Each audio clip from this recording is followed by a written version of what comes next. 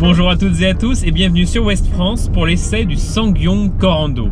Si SsangYong ne vous dit pas grand chose, c'est pourtant une marque qui est bien connue du marché français où elle est vendue depuis de nombreuses années. C'est un constructeur coréen qui s'est spécialisé rapidement dans les productions 4x4, SUV et crossover. Et nous revient aujourd'hui avec un Corando, donc un modèle familial, un SUV compact. Donc pour vous donner un ordre d'idée, c'est à peu près un concurrent d'un Volkswagen Tiguan. Une ligne qui est plutôt dans l'air du temps, assez dynamique, surtout que les versions d'accès disposent d'entrée des jantes de 18 pouces, donc on a une belle assise sur la route. Mais le gros point fort de ce SsangYong Corando, c'est son rapport prix-équipement. 22 990 € en entrée de gamme essence et 25 990 € en entrée de gamme diesel. Et pour ce tarif, on a un SUV compact, bien équipé, avec le volant cuir, la climatisation automatique, le radar de stationnement avant-arrière, la caméra de recul. On a vraiment une dotation qui est quand même très complète dès l'entrée de gamme.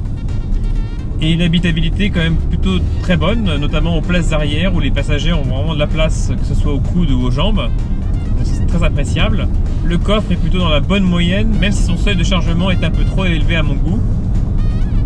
Alors sur route, j'ai choisi aujourd'hui d'essayer la version 1500 turbo essence de 163 chevaux. C'est un moteur qui est silencieux, qui a suffisamment de coffre, mais qui souffre en revanche d'une transmission manuelle dont les rapports sont beaucoup trop longs, sans doute pour des raisons d'homologation et pour réduire les émissions de CO2, mais c'est vrai qu'effectivement en reprise, sur autoroute notamment, il ne faut pas hésiter à faire tomber un ou deux rapports pour avoir un peu de répondant, donc c'est un peu dommage. Il faut espérer que la version en boîte automatique fasse mieux. Sinon en conduite, c'est un modèle qui est quand même très confortable. Malgré ses roues de 18 pouces, vraiment il est très typé confort, mais il n'est pas pour autant placide sur route, il est quand même assez dynamique. Il a plutôt un bon châssis. Alors il faut savoir que c'est une version traction avant, mais également il y a une version disponible en 4 roues motrices qui pourra apporter peut-être un peu plus de grip sur les routes détrempées et en montagne. Le regret qu'on peut avoir en matière de tenue de route, c'est sa direction qui est un petit peu trop collante, on va dire un petit peu trop floue à haute vitesse. C'est peut-être quelque chose que monsieur SsangYong pourra corriger dans les prochaines années. Pour le reste, effectivement, le véhicule est très silencieux.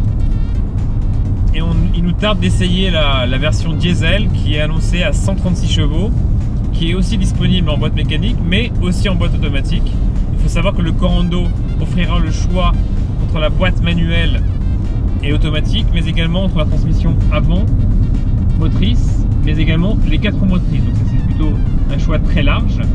Enfin, dernier point positif sur ce Corando, c'est sa garantie de 7 ans ou 100 000 km et son superbe score à l'Euro NCAP où il a obtenu 5 étoiles, donc ça rassurera sans doute les plus sceptiques. J'espère que vous avez aimé cet essai du SsangYong Corando sur les routes espagnoles, mais également tous les reportages automobiles sur Ouest France. Quant à moi, je vous dis à très bientôt. Ciao!